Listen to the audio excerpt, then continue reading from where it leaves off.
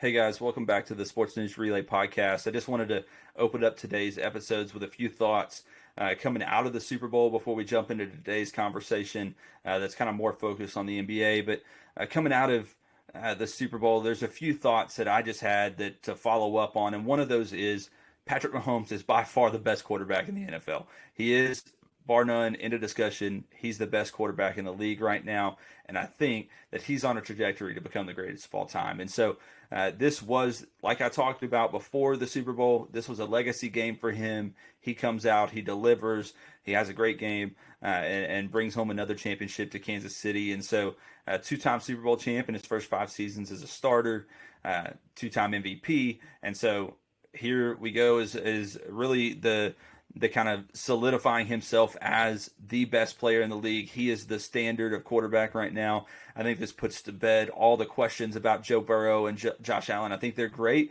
but everybody has got to measure themselves to the Patrick Mahomes measuring stick right now. And so I'm excited to see as we continue to watch this career unfold. I think he's continued to adapt, and this year was a huge statement with them losing superstar receiver Tyreek Hill, and for him to come and to lead this team along with Travis Kelce, and I think that lots of other talent around him, but Mahomes to really establish himself as the best quarterback in the league. And then another thought, one of my big questions kind of coming into the Super Bowl was Jalen Hurts the kind of quarterback that could win you a Super Bowl? And I know they lost, but the answer is yes.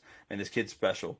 If anybody actually watched that game, barring one huge mistake, right? Jalen Hurts fumbles the ball, leads to defensive touchdown. But outside of that one play, he played one of the most incredible games a quarterback could play under that kind of pressure. He's never played in the Super Bowl before. This is a guy that's just kind of getting his NFL career started, and he played lights out. And so I think that this guy's going to be special. I think he's going to get paid this offseason. I think he's got something. He proved to the league that he belongs here, that he is a legitimate threat. He's going to be a guy that the Eagles can really start to build this franchise around. I know that some of those Eagle fans may be weary, right? They took this risk with Carson Wentz and put all their eggs in that basket, and it didn't work out. But I think Jalen Hurts is really that guy. He's special. He's got the right kind of mental makeup. I think that's what separates him from a guy like Wentz. Is Hurts was built for moments like this. He was built to succeed through adversity. And so I really think that he answered a lot of questions for me. I was super impressed coming out of that game, and then even going back and watching some afterwards. Just even more impressed with who he was. And that's saying a lot coming from me as a Cowboys fan. I'm not looking forward to having to play this guy for the next decade or more, but I do think that this is somebody that's got a potential to be a top 5, top 3 quarterback in the NFL for a long time to come. And so I just wanted to share those thoughts with you coming out of the Super Bowl, and then looking ahead into the coming seasons, as I think both of these teams are going to continue to be a force to be reckoned with, and then maybe my Cowboys will figure out something this offseason as well. I just want to share those thoughts, but let's jump into today's episode with my good friend Arnold Palacios.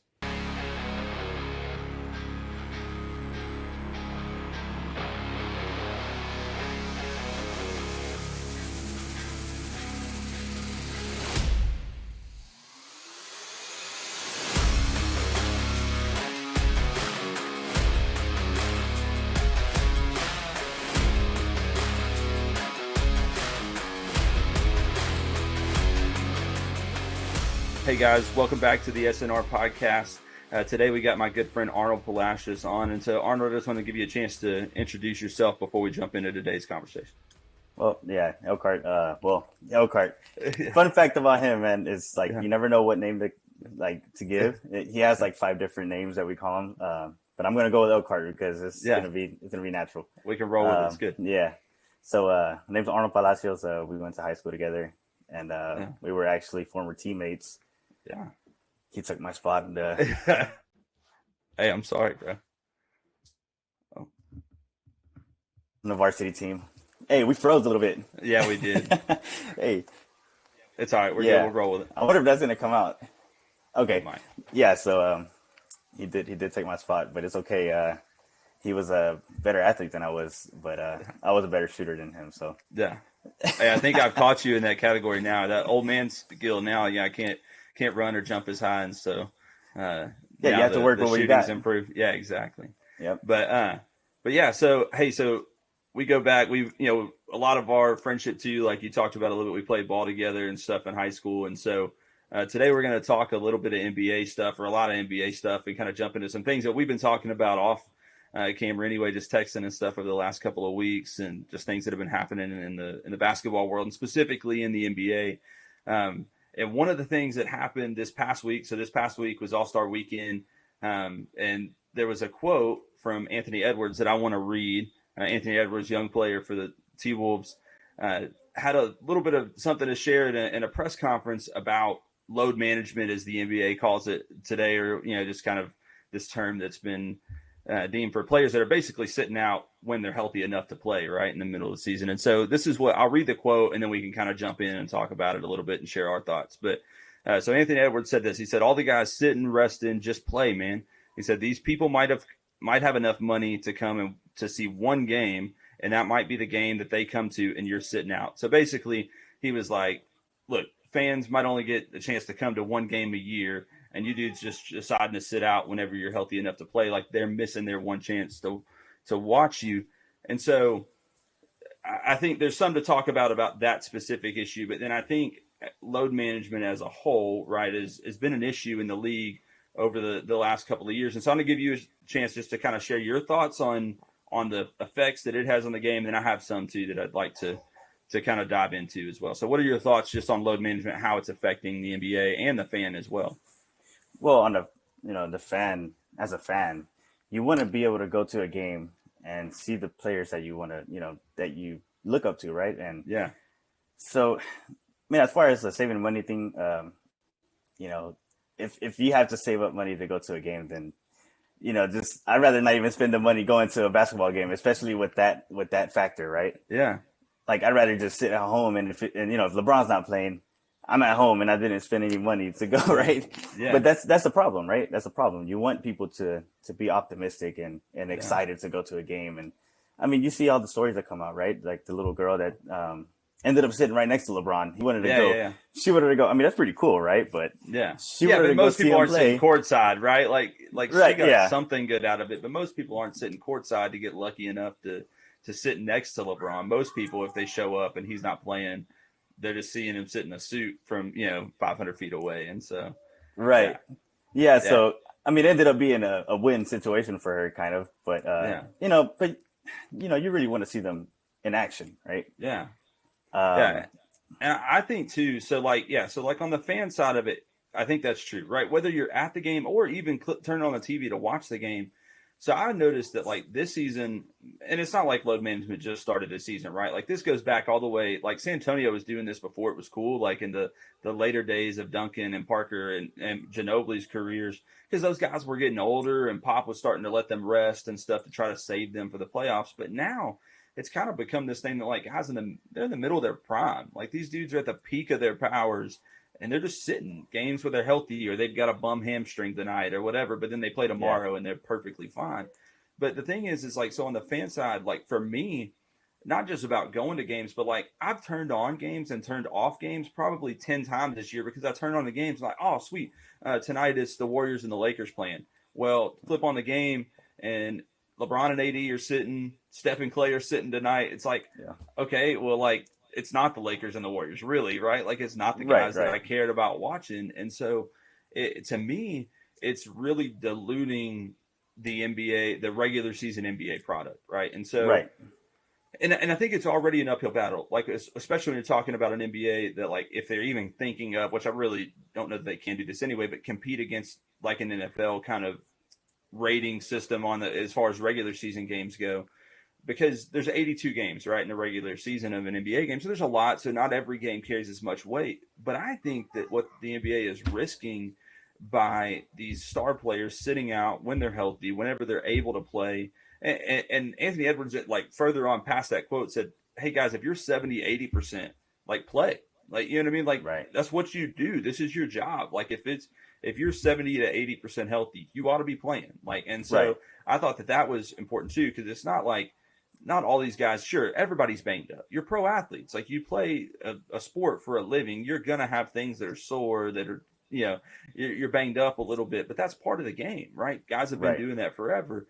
But to me, like they're risking sliding more into like a Major League Baseball kind of slot is how people value the regular season.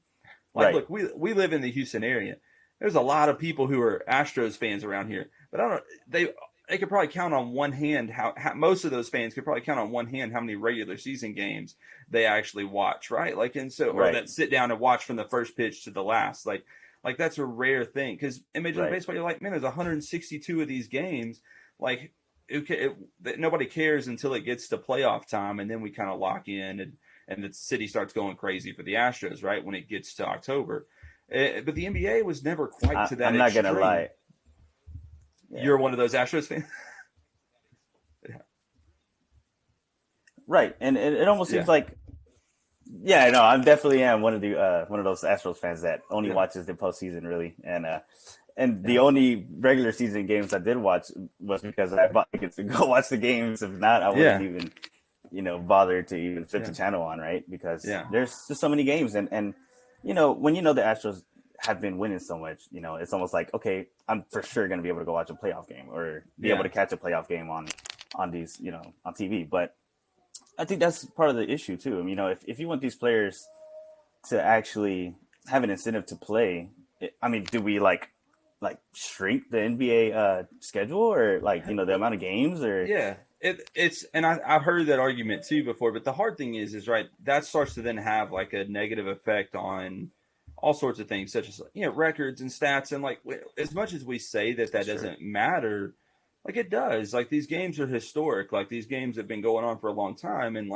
you can make minor tweaks, but if we shorten this to a 60 game season or whatever, well then it totally changes the complex of how the NBA. And also there's another side to that's just a money side, right? Like if they shrink games, well, that's less TV money, that's less these contracts and things are going to get smaller, and players don't want that either. And so they're really right now kind of cheating the system, and like they're playing a 60 game season, but the NBA and their contracts still reflect an 82 game season. And so like that's where I think it's a frustrating thing.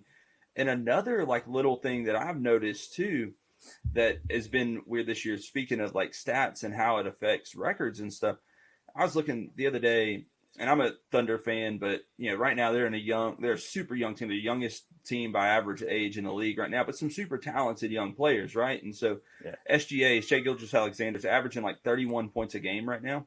He's fourth in the league in scoring. Since when is 31 points a game not first or second in the league? Well, part of it is because they're not playing the best players every night. Like, you know what I mean? Like half these guys are sitting, and whenever you get to sit 3 or 4 games, you play 4 games, sit 2 games, or play 4 or 5 games, sit another game. Like you're fresh more often, right? Like, and so I feel like it's also inflating stats and some other things too that are a negative effect on the season, because like it's not normal for this deep, and we only got 20, 25 games, it varies depending on the team right now, but 20 to 25 games left in the regular season.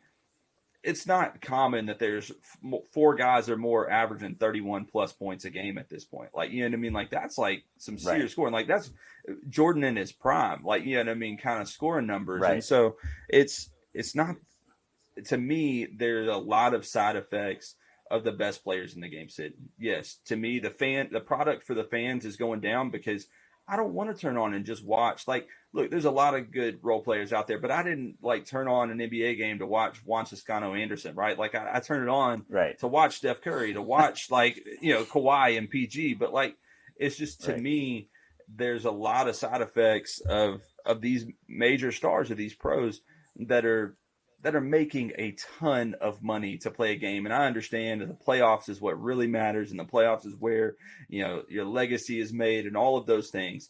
But all the guys who won championships before were playing all the regular season games too. And so like, to me, it's gotten a little out of hand. I understood it for some of those superstars late in their career, but no, go ahead. Yeah, I mean, you think back when Jordan played through, a flu game. Yeah. I mean, I guarantee you none of these guys would do that nowadays. I mean, they could probably have the sniffles and be like, nah, I'm not playing today. Yeah. Yeah, like they got their allergy flare up. Yeah. Right, yeah. And allergy flare up, headache, LeBron James out for a headache. Like Yeah. they're not gonna say that. They'll make up something like Yeah. had a sprained Yeah. pinky or something, Yeah. which he did. Exactly. He did. You Yeah. know, In the mess it All-Star up a game, little hurt bit his in pinky. the All-Star game. The one play he tried hard in the whole All-Star game, he hurts his hand. Right. Yeah. So it is a big issue. The main thing I think it's really for the fans. I think. Yeah. The people that actually are paying to go watch you. Yeah. And all of the other things that you mentioned, I mean, I agree with. It's making all of the stats and everything kind of like fluctuate, and you have role players like rookies and stuff that are scoring so many points because they don't have to play against Yeah, exactly. Like the Steph Curry or. Yeah, and the night in, night out competitiveness, and I understand, like, it's not like guys never took nights off or never, like, took a night a little easy or whatever in the past. I'm not one of those guys that, like, is totally, like, in fantasy land of what the NBA used to be, right? Like, I'm not saying that, but, like, the thing is what's really frustrating about it is the league is so talented right now.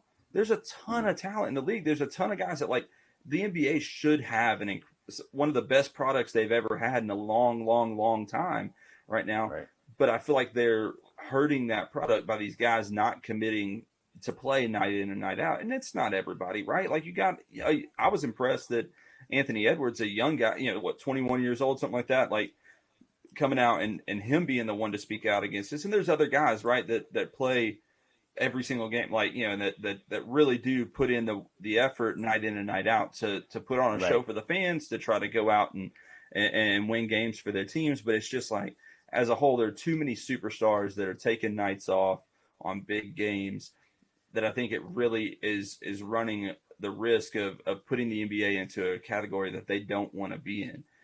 Right.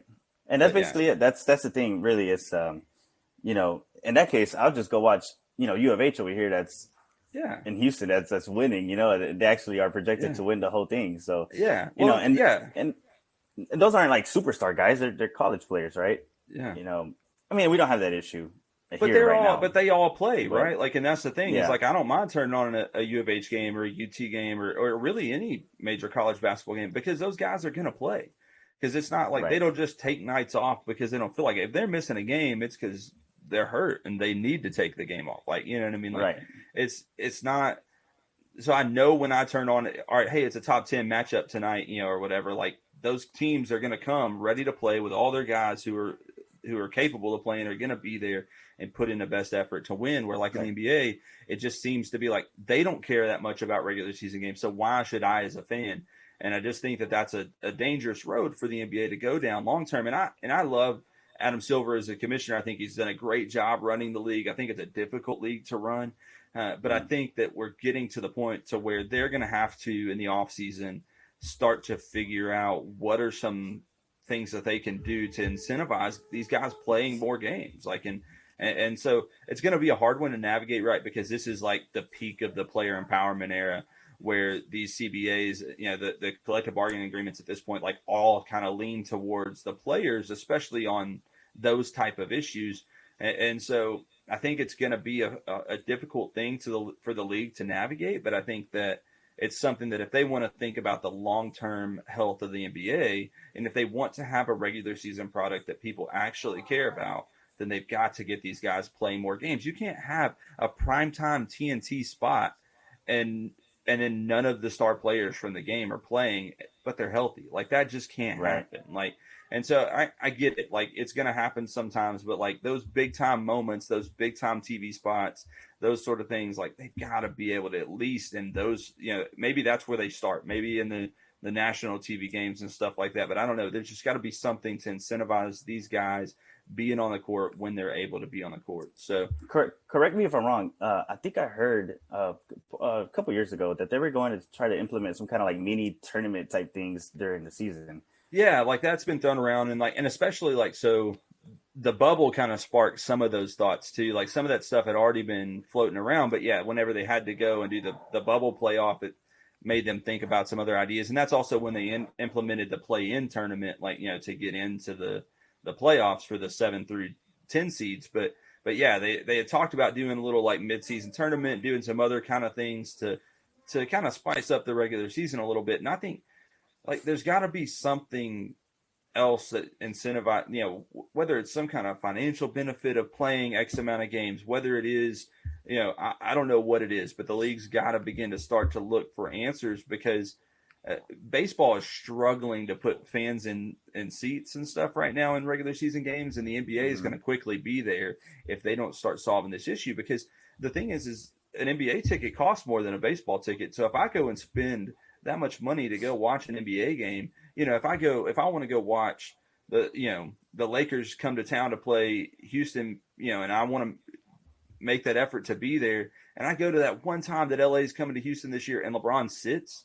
like, why did I spend that money? Like, you know what I mean? And so, like, that's going to become the norm. People are just going to say, forget it. Like you were saying earlier, I'd rather just take my chances at home because at least if I'm disappointed, I can for free change the channel, right, and put on something else. Like, and so where if I'm going to commit my money to this, if I'm going to spend my time to go and to watch this game, I'm going to drive there, I'm going to make all those arrangements because it's not just the tickets, right? Like we all know sports, like especially pro games, the parking, the food, all of that stuff. Like it's a big deal for a lot of these people, sure, lots of those seats are corporate tickets and those kind of things, and it's not hurting that stuff. But for the everyday fan that really wants to go and to watch these guys play, like I remember a couple of years ago going to watch a Mavs and Rockets game, and Luka was legitimately hurt, so he wasn't sitting low, man. But he was out, like with an ankle injury. He got hurt, like literally the game before the game that we were going to. And I'm being like, and you already had tickets. Yeah, like we already spent the money, but it's so disappointing, right? To go and like it was cool, like it's an NBA game, but like it's not the same. I didn't get to watch Luka play, like, and you understand that kind of stuff with an injury, but then to do that whenever you're capable of playing is a frustrating thing. Yeah, you probably just want to opt to buying tickets right before the game. Yeah, like, we use the Game Time app only. Yeah, like that way you don't run the risk of having tickets already or having to sell them before the game because Luka got hurt. Yeah, exactly. Yeah, so that's really been one of my biggest fears. Whenever Anthony Edwards mentioned that, I resonated with it because it's like, dude, I'm really like if the Lakers come, I don't know if I'll buy a ticket. Yeah, because I would sit seems like every other game. Right, and I would want to buy a good seat, so I can actually I have bad eyesight. I don't want to sit way up there. I can't see I do like ants running around. But in that case, I'd rather just watch it at home. But they wouldn't. I don't even think they would even run that on TV because the Rockets are so bad. Like yeah. That's one of those games that I doubt LeBron would even play against the Rockets. Yeah, like it's like that's it's not a marquee game, so it's an easy game for those guys to sit. But I guess in the situation they're in right now, they're kind of falling behind, and they kind of have to win games. They need to win. Yeah, they need to win games. So I guess this would be a good season to go watch like the Lakers. In these last 20 games. Yeah, like if you get a chance, if LA comes to your town right now, like it's the chance because they need to win games right now. They're going to miss the playoffs, but you said we have 20 more games. Yeah, like 20 games left. So. Yeah, so this is crunch time. This is the time you want to go watch these guys. Yeah. So on another NBA topic, so NBA trade deadline wrapped up a couple weeks ago now, and so just before the Super Bowl. But NBA trade deadline wraps up, and it was a crazy last day and day or two, really. But really, the big domino pieces that fall at the deadline were Kyrie to Dallas, KD to Phoenix, which involve a lot of other pieces, right? And so with those couple of things in mind, we're going to jump in just a minute to kind of our top 5 teams that we think can make and even win the finals and kind of rank those. But I did want to talk about those 2 trades, and then any others we'll kind of talk about as we walk through. But and so as I look at the trade deadline, those 2 trades stand out to me. And I talked about on a previous episode a little bit of my thoughts on Kyrie. And I think that I still hold true to those thoughts that I shared there, and that was that Kyrie's supremely talented, right? Like that's never been my question with him. But he is probably the least reliable guy in the entire NBA, right? Like, and not about on the court stuff. It's about off the court stuff. It's about his mindset when it comes to the game and stuff. Is he a guy that you can count on even for the rest of this season to be a real asset, somebody that's going to be committed to showing up to games and playing. And so to me, this was a huge risk by Dallas, right? I think that they really increased their ceiling because if Kyrie is right and playing well, and you put a guy like him on the floor with Luka, like they're two of the best players in the league, two of the top 10 players in the league, just talent wise. But like, is he somebody that's worth giving up any sort of real asset for? And so I just want to kind of get your thoughts on that trade, and then we can talk a little bit of the KD stuff as well. So that was one of my main concerns, was basically his off the court, controversy that he always has going on, and nothing against him. Whatever he believes, I mean, that's cool, right? That's what we're, that's a different topic. But is he gonna play every game, that he can? Is he going to pull another, what he pulled over there with Brooklyn?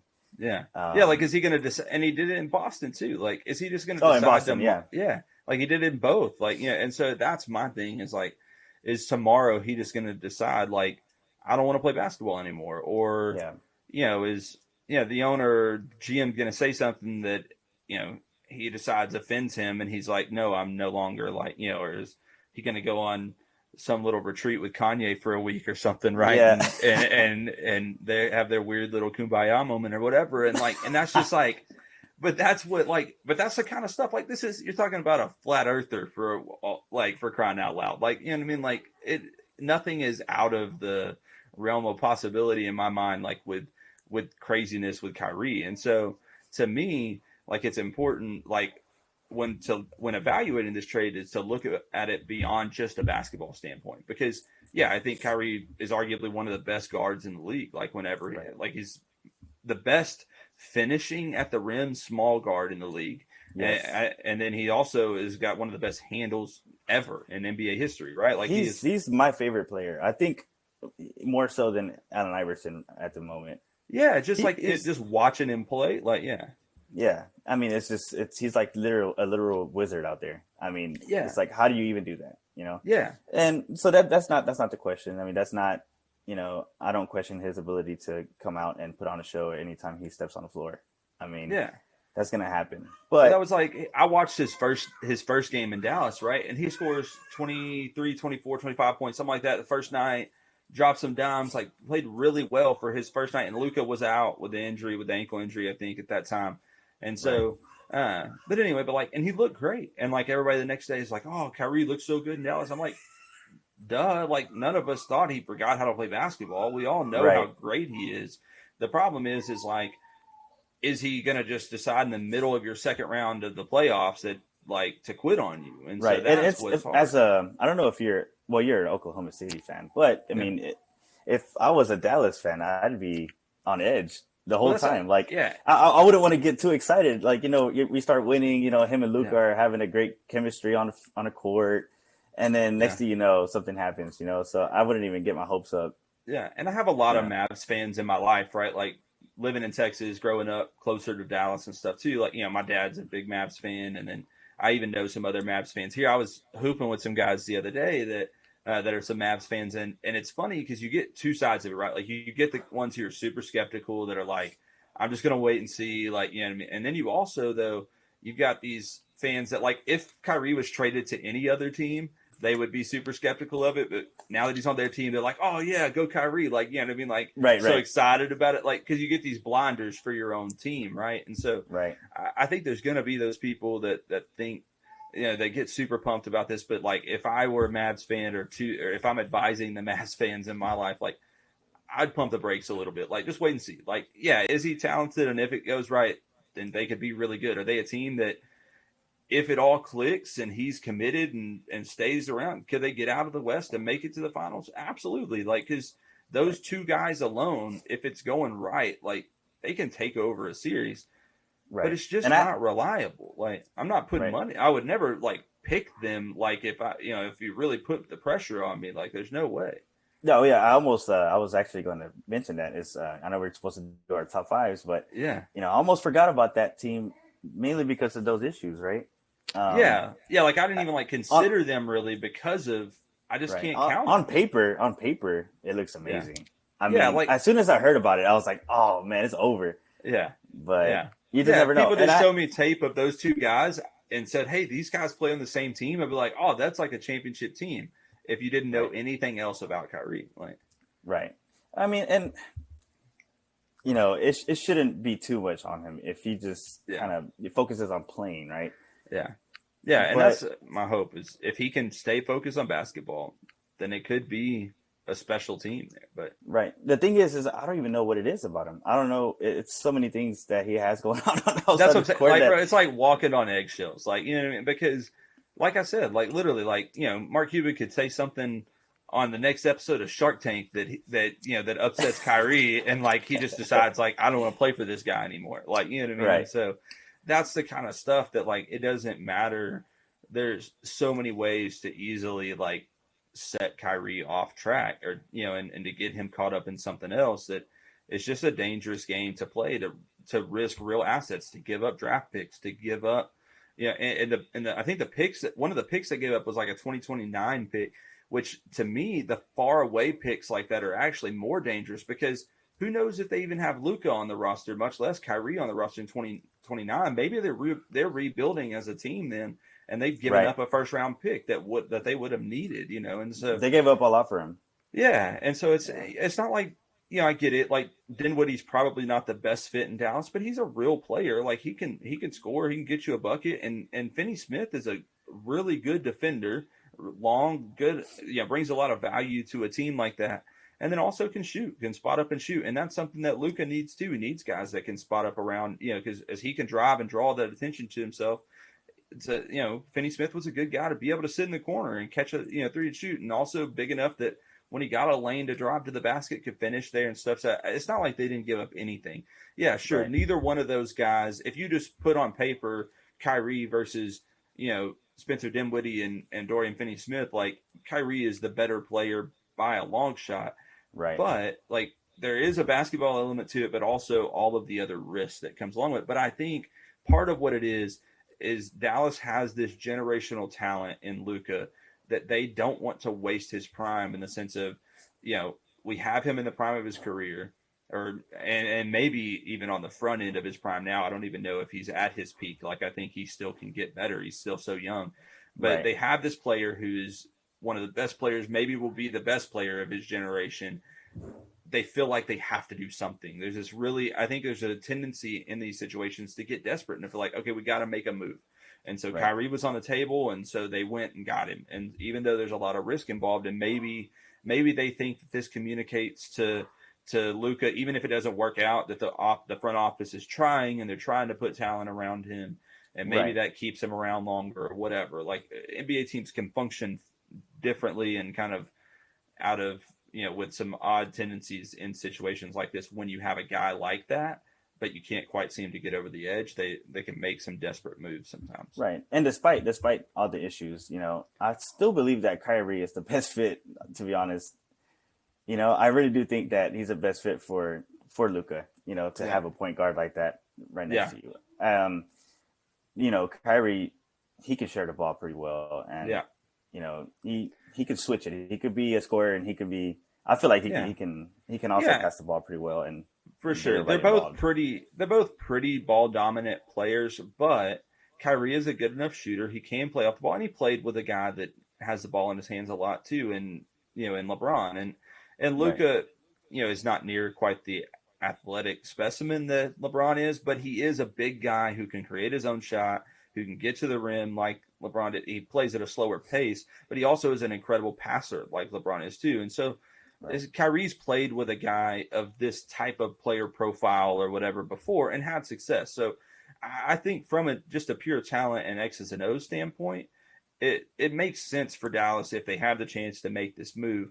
I just think that there's a lot of risk involved, that Kyrie has not proven over his last several stops that he's a guy that you can trust to be a part of your championship team, much less really leads you to a championship. And so it's been a mess two times already. It was, the Celtics, and then he went to Brooklyn, and it was a mess. So I'm hoping the best for him. I hope that everything goes well in Dallas. I think they deserve it. Luka deserves it. For Luka's sake, and for all the Mavs fans' sake in my life, like I want to see them succeed. I want them to do well. But the other big trade that went down kind of at the last minute there was the Kevin Durant. So Brooklyn basically becomes a totally different team at the deadline. But so Kyrie gets shipped to Dallas, and then KD goes to Phoenix for two really good young players. One particularly really good young player, Mikal Bridges, and then also Cam Johnson. Both get sent back to Brooklyn along with some picks. And so anyway, and so it really, to me, this trade, as we get into talking about our top five kind of championship teams, this trade is the one that really makes an impact on that, because I do think, and Phoenix gave up some things for further down the road. Cam Johnson and Mikal Bridges, really young players, and they're giving up some picks as well that were still really early in their career. But for the next 2 to 3 years, this now makes if you know that you have Kevin Durant and Devin Booker, Chris Paul maybe has a year or two left, I think, as far as being an elite. I think maybe this year and next year will be the last chance that he could be a major contributor on a championship caliber team. He might be able to stick around a little bit longer than that if his role could shrink, but there's definitely been a little bit of drop off and just injuries that have started to kind of nag him as he's gotten older. But if you know that you have Devin Booker and Kevin Durant for the next 3 to 5 years, that makes you automatically a contender every year, right? Like you've got two of the best scorers in the game. And I feel like that takes a little bit of the load off of Chris Paul as well. Yeah, for sure. As far as having to, make up for scoring.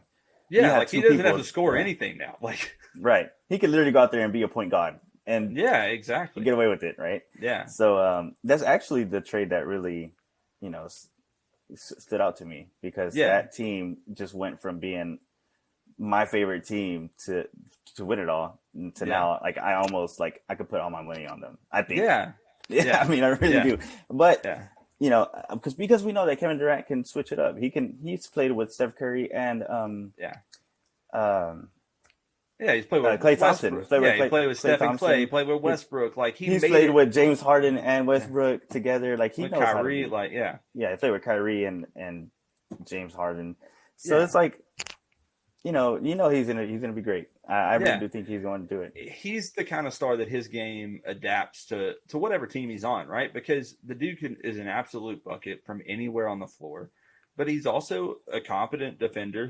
Some of that I think is like he's a little bit more physically limited, like just as he's had some injury stuff over the last several years. It's well documented. He's even coming off of a little injury now, but I still think he's a competent defender. He's got length and stuff. He can bother you on defense, but his offensive game, like he can do anything. Like he can take it off the bounce. He can play off the ball. He did it in a good bit, both in Oklahoma City and in Golden State. And so, but he can also bring the ball up the floor like a 7-foot point guard if he needs to. Like the dude is just an absolute hooper that can get a bucket at any time, can get his shot off at any time, because he's basically a 7-footer that has shooting guard skill set and and a handle and a shot, and so he can rise up over just about anybody. Like he is a special. I mean, you're talking about, and this is why I don't fault Phoenix at all for giving up what they gave up, because anytime you can get arguably a top 15 player of all time, you do it, right? Like, and sure, he's on the back end of his prime, but he's still KD right now, and he's still probably got a few years left of that. And so if you can get a top 15 player for the next 1 to 2, 3 years, you take that chance, whatever it really costs. And so I think that I understand, and it's, you got a brand new owner in Phoenix and stuff. This is a chance for them to make a big splash, make a move, bring in a guy like KD, get some excitement going in the city, because it's a team that, has been on the cusp of a championship over the last couple of years, but maybe has lost a little steam this year just because of some injuries and stuff. And they've fallen short the last couple of years.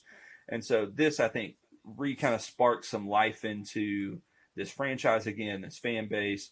And I think really does, we'll talk about it in a second, but put them right in that argument for the favorite to win the title. Right. And so I didn't mean to spoil it, but no, but we can jump in. We can jump into that now, so that we don't give away too much more before we actually get into it. But so what we're going to do, we're going to take, we're just going to kind of trade off, and we're each going to name from number 5 all the way up to, we'll work our way up to number 1 of our teams that we think are the favorites to win the title. And so if you want to jump in and start with since you're the guest, I'll let you go first. So if you want to jump in with your number 5 team as the favorite to win the finals this year, who would you put in that 5 spot? I think on my 5 spot, I'm going to have to go with the Mavericks. Okay. I'm gonna have to go with the Mavericks. I just have to. You can't have those two in the team and not at least be in the conversation.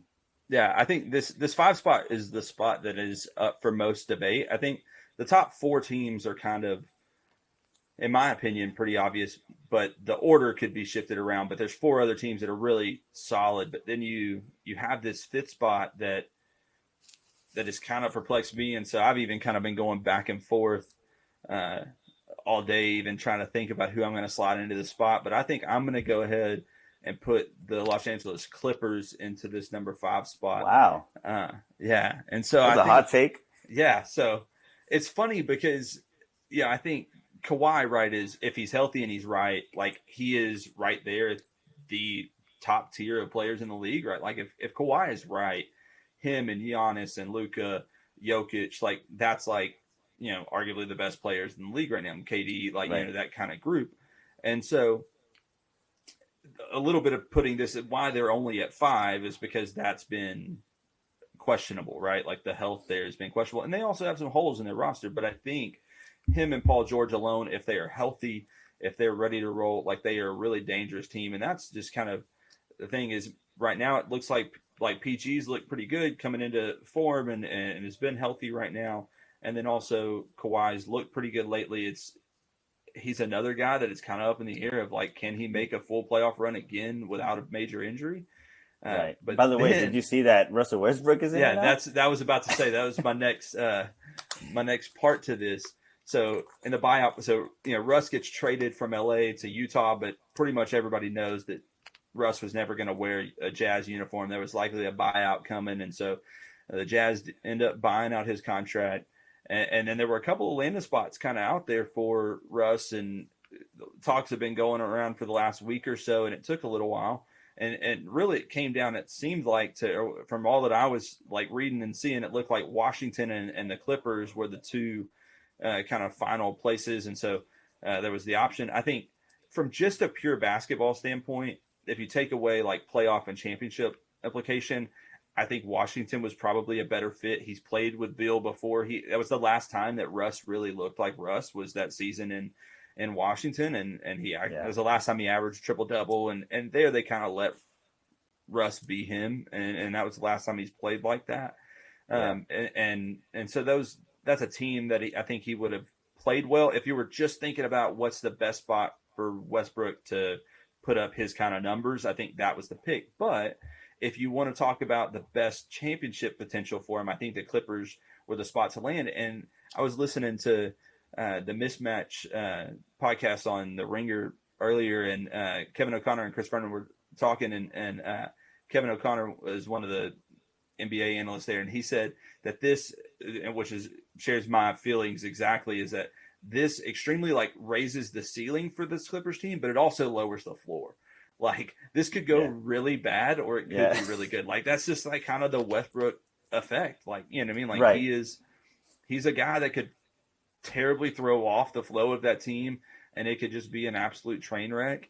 Or him and PG, who seems to be the main reason that he ended up in LA. It sounds like there were lots of reports coming out that Paul George was, kind of making the case to the front office to bring in Russ. They had lots of success together in their couple of seasons in OKC, played well together. And really, Paul George is one of the few players that actually had his best seasons playing alongside Russell Westbrook. Like that's not Westbrook's like track record as a player to make people around him better necessarily. And so, but that was, it did work for Paul George. And so he's the guy that makes the case, but you throw in another guy like Kawhi on this team. And so if there's less time for the ball to go around, we've got a young player in Terrence Mann who needs the ball in his hands too. So it could go really bad, or it could be really good if they fit well. And maybe Russ, this is an upgrade. They've had struggles at point guard all year long. And so if he could come in and play a role and just give them a little bit more firepower, maybe it does push this team to the next level. And so in this 5 slot, I'm taking a risk and going to bet a little bit on that ceiling for this team. But you want to let's see who do you got at number 4? Okay, number 4, I'm going to go with the Nuggets. Okay. I'm going to go with the Nuggets. Yeah, the number one seed in the West right now. Yeah, Yeah, at number 4 for me. yeah, Mainly, I may be missing something. Uh, I haven't been watching the Nuggets much, but I know they're number 1, and yeah. maybe they could have been a little bit higher in my list. You know, But no, like I I'll said, go ahead. I haven't I'll been go ahead watching and much. no, it's fine. Like because I'm actually going to slide them into that same slot, and I'll tell you why I think so. So I think they're great, right? So the Nuggets fall at number 4 for me too, and I think that they are a team that can definitely win the title. If you're looking at just how teams are playing this year, they're right there. They've been one of the best 2 teams, 3 teams, right there with Boston, Milwaukee, and stuff all year long. But like they've never won at that level. They've never been able to win late in the playoffs like that, right? Like Jokic is incredibly, he's super talented. He's a back-to-back MVP. Got a really good shot to win a third straight MVP this year. Like, he is on an absolute tear. Like, he is special. They're Right. getting healthier. Jamal Murray being back, like, and so they've got some talent, but I just don't know that I can put them at that very top because I just haven't seen them get over that hump yet. And everybody's got to do it for the first time at some point, but I just Right. think it's hard for me to put them ahead of those other guys just based on, I can't, to me, to put them there just because they're having the better regular season. I've watched too much NBA basketball in my life Yeah. to know that just because you have the best record or the better record in the NBA does not mean, what matters is the playoffs. I mean, we talked about this earlier, all the reasons Right. of why the NBA regular season has been, in flux Obsolete. and so Yeah. like to me, like sure, like there's some weight to it and they are a really good team and a team that I'm not going to be surprised if they come out of the West or if they won the title. Right. They wouldn't be my top 5 if I would have been shocked, but I think that they're a really good team.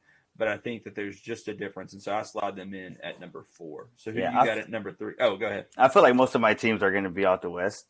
Yeah, mainly because how it's just so lopsided again. I feel like the league. You have most of your superstars on the the East is the just Western top Conference. heavy like right now. But yeah, go ahead. So I'm number 3 right now, 3. right? 3, yeah. Man, it's kind of tough, but I think I'm gonna have to go with the Celtics. Okay, so we pull in an Eastern Conference team there. Yeah, I had to get at least one. That's the team. That's the one. Yeah. I think so they have Celtics. a really good. I don't really have reasons why. I mean, they came really close last year. Yeah. And they look really good as a team. Yeah, they made the finals last year. I think they've got 2 of the best, I think the 2 best young wings in the league, right? And Jaylen Brown and Jason Tatum. And so, yeah, they're definitely going to be on my list. And so I'm even been shuffling order over here as we're talking and thinking about it. This is kind of the spot where I've been flipping back and forth. But yeah, and so I think I'm actually going to slide in here at number 3 with the Phoenix Suns. Ooh. So I think the reason I say this, so I think they're the team that, to me, if everything goes right, if they stay healthy, if Chris Paul can be healthy, if KD can stay healthy, if Book can come back and be himself, their ceiling is probably the highest. Like they're a team that if everything clicks right, I think they might have the most talent in the league. Like they're just, to me, to have 2 guys who can get their own bucket like Book and KD, like is just hard to find. And then also to have a guy that when they're struggling, when those guys can't get their own bucket, like if they're struggling that night, to have a guy like Chris Paul that can create easy baskets for somebody, like and like to me, that team at their best, if everything works out, that's the best team. But there's just enough injury stuff there. Chris Paul has had the most unlucky timing when it comes to injuries in the playoffs and stuff that it just makes me a little bit weary. And KD's had a little bit of that too. And so, Book, other than this year, has been pretty healthy, but still, I just think that there's enough injury concern there that makes me weary to put them in one of those top 2 spots. So I'm going to slide the Phoenix Suns in at number 3. That makes sense. That makes sense. So who you got at number 2? All right. Number 2. I'm going to have to go with I think I'm going to have to go with Bucks. Okay. So Milwaukee. Yeah, Milwaukee. I mean, I feel like they've been consistent for so many years. Yeah. I feel like they're always just they're always that good team. I mean, they could always come and deliver, and they're number 2 in in the Eastern Conference right now, sitting behind the Celtics. But I mean, the Celtics are just red hot right now. Jason Tatum and them. So, I got to put them at number 2. I really believe it'll be Phoenix and the Bucks this year. Okay. Yeah. So a little rematch from a couple of years ago. Yeah. So, yeah, I'm going to slide into that number 2 slot with the Boston Celtics. So I think, for all the reasons we just talked about with you, like that Tatum and Brown duo is really special. And like, if you're talking about a team that you would love to be a fan of right now, looking at the next 5 years of your franchise, like that's a team that's got to be so awesome right now to know that like you've got these guys in their early mid-20s now that have become bona fide superstars like in the league, like that still have probably Tatum's 25, Jaylen Brown's right in at 25, 26. And so like literally like these guys are still probably a year or two away from the best that they're ever going to be. And so they've probably still got 5 to 7 years left of being legitimate superstars, some of the best wings in the league. And so if they can manage to keep them, like this is a really, really special time for that franchise. I think they also are a team that like they've been getting better and better throughout the season offensively, efficiency wise. And then on defense, they started off a little slow last year, best defensive team in the league, and were really special on that side of the ball and really was a huge help for them coming down the stretch in the playoffs and getting them to the finals. But I think that lately we've seen a little bit of a glimpse of that coming back into swing. And when Robert Williams is healthy too, I think that he's really that anchor for them on defense. And then to have 2 guys like Brown and Tatum who have that length that you can throw it, they're really athletic and good defenders when they need to be, and so and then also then to have some defensive specialists like a Marcus Smart, like some of these other guys, and even Brogdon and those guys can defend when needed. Grant Williams, a really good strong body in there that can guard 3 or 4 different positions. Even at times, if he gets thrown in a pinch, can guard the 5 as well. And so, like to me, coming down the stretch in the playoffs, they're really, really special. But the one team that I haven't listed yet has got the one guy that I think is the only one that I really kind of have a concern for matchup wise for them. And that's why you'll hear that in my number 1 spot. But who do you got at the number 1 spot? I think we all know who is left here, but yeah, I'm going to go with Phoenix. And, just like the same thing you said, if they could all stay healthy and everything, all the pieces kind of fall together, I feel like it's just, they work in harmony, man. I mean, everybody has a role. Everybody knows their role. I mean, I feel like they might have to play a couple of games together to kind of get used to it. I think KD is still hurt, right? Yeah, he should be coming back maybe this week. So, thinking maybe Tuesday, I think, is what they were targeting the other day. So, so if we go just off paper stats, it looks great. And I've always wanted CP3 to win. I feel like he's been having bad luck his whole career. He's always had solid teams. Yeah. He's always been a consistent. I mean, I feel like he's always delivers, man. Like every year. Yeah. I mean, every season. So I think Ryan Russillo, I listen to his podcast sometimes, and he'll say this, like he's like the winning, like he's the basically. I'm going to butcher this quote, but basically, like he's the greatest winner to never actually win. Like everywhere he goes, he wins. As far like he makes the team better, they make deep playoff runs. Even that little stint in OKC, which was supposed to just be a wash. Like they were, they got shipped. They were contenders. They were supposed to be rebuilding, and then he took that team to the playoffs. Like, they had to get rid of him so that they could start their rebuild. Because while he's there, they were going to win games, and so like everywhere he goes, he wins. He just hasn't been able to get over that hump and win a title. And they were really close a couple of years ago against Milwaukee, go up 2-0 in that finals, and just had things not fall their way. And so I would love to, if I'm talking about teams I want to win the title this year, because I think OKC's I think they're still several years away just because they're so young right now. But if teams that I would love to see win the final want to win the finals, they're probably right there at the top of the list. Because I'd love to see CP3 get over that hump and take that next step. Because I agree with you that I think he only has maybe 2 years, 3 years at the most if he could stay healthy. Yeah.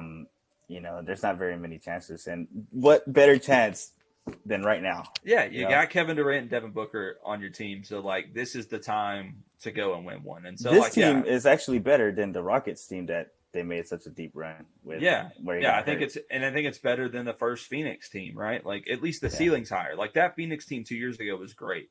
Like, and they were really, really, really good. And I think we're good enough to win the title. They were up 2-0 in the finals. You don't get to that point if you're not good enough to win. Giannis just went to another level, which is where my number one team is going to come from in just a second. But it's that I just think that, like, they've been in this spot, been good enough, but now to add a guy like KD maybe gives them that next level that, I think they really do. I don't fault you at all. I just have those injury concerns. The only reason I can't slot them in at number one. So I'm going to put the Milwaukee Bucks in that number one slot, really for one guy and one guy only is why. Like, Giannis is just special. To me, he's the best player in the league right now.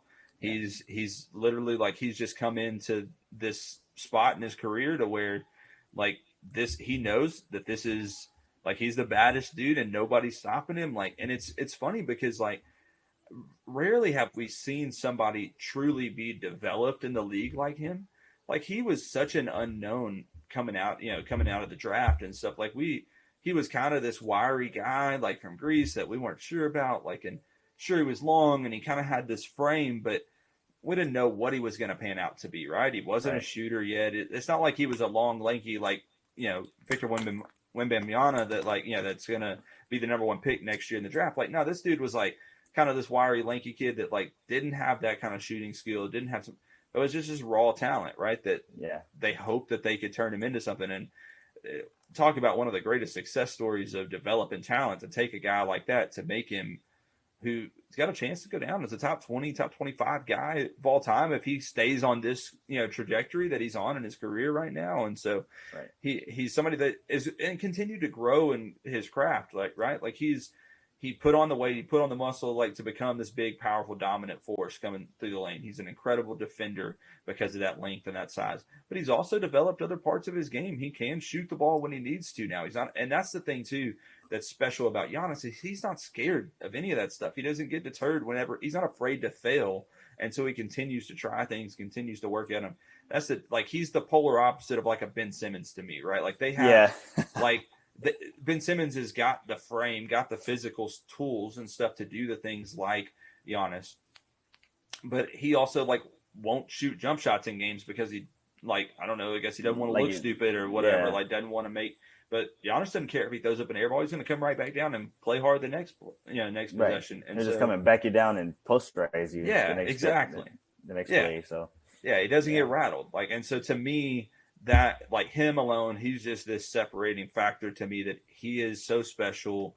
He is, and this too is a chance for him to really kind of begin to put a stamp on his legacy and who he is going to be as a player, to get a second title, which is important, I think, when you start looking at, like, evaluating his whole career, to get a second title, especially this young, and then to kind of move into that next category of guys, and then continue to I think he's going to have other opportunities, but also I think that this is a really good chance for him to win a title, because there are some other really special players in the league that are young, like, that are going to be something to contend with, going down the road. And so this is, to me, Giannis's chance to kind of separate himself from a lot of those other guys in his class and in that group, that category, this generation of NBA superstars.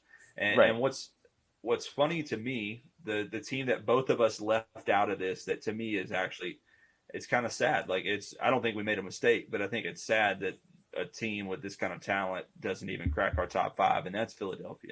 How does a team with James Harden and Joel Embiid not even crack the top five? But it's they crossed my mind. I'm not gonna lie, they did, but it's just I can't.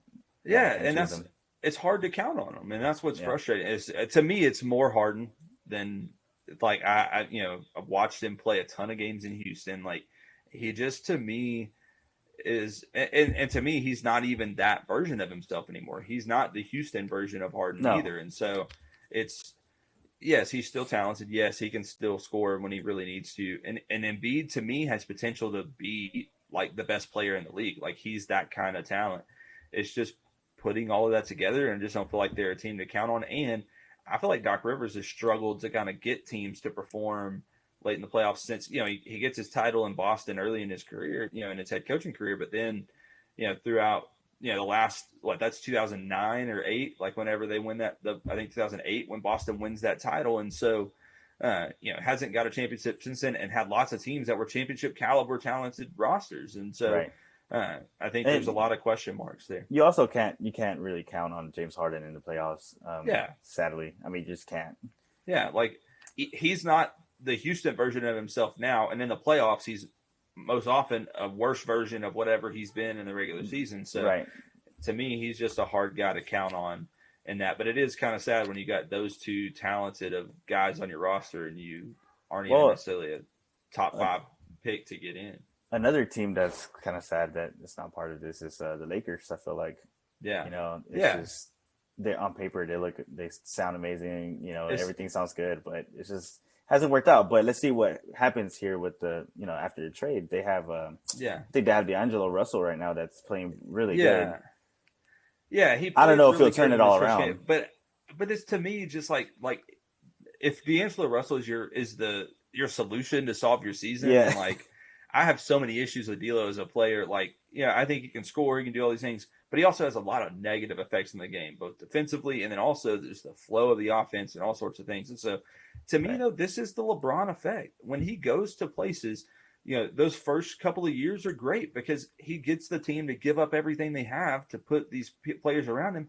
But the guys that he typically wants to surround himself with are older veterans or more established. And you have to give up a lot of young talent and also draft capital to build teams like that. And so that model is only sustainable for a few seasons. And then now you start to run into this same kind of scenario. And in the last couple of stops, he just got out of there when it got to this stage. But I think right now, like, he likes living in LA. He's getting older. I don't think he really wants to leave.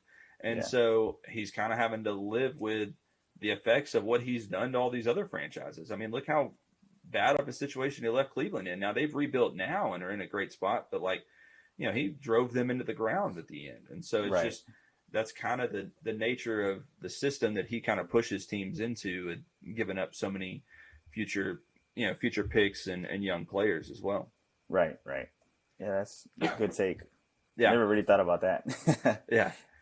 And so I think, it'll be interesting to see how things shake out in these last 20 games or so. And just, I think it's weird because, the Lakers, we talk about them, that they might not even make the play-in game, much less the championship. So we'll see. They've got to turn it on and kind of, get some wins here down the stretch, but it's going to be tight for them just to get into the play-in and much less even the playoffs. And so, but anyway, hey man, I just want to thank you for being on today. Thank you for coming in and talking some NBA with me, man. It was a good time, and I appreciate it. Look forward to having you on sometime soon again. And then thanks everybody for tuning in for this episode of Sports News Relay. Hey, if you've enjoyed watching this, make sure to check out Radio Faith's other podcast, Saved and Tatted, hosted by Charles. You don't want to miss it. Go subscribe today. Saved and Tatted show on YouTube. If I could say the word YouTube, my tongue is up. We know how that goes. Oh, we'd be here for 30 minutes. Go check Charles Saved. Yes, No, sir. I've gotten more used to it now because of stuff with the church. But it's dumb. Like, I could say it 100 times, like, if I'm not trying to say it scripted, like, in front of a camera. But then it's like, I'll be in my car. Hurry up and get you a piece. He looked at the kolaches and he was like, do I want to eat another kolache or do I wait till the pizza's done?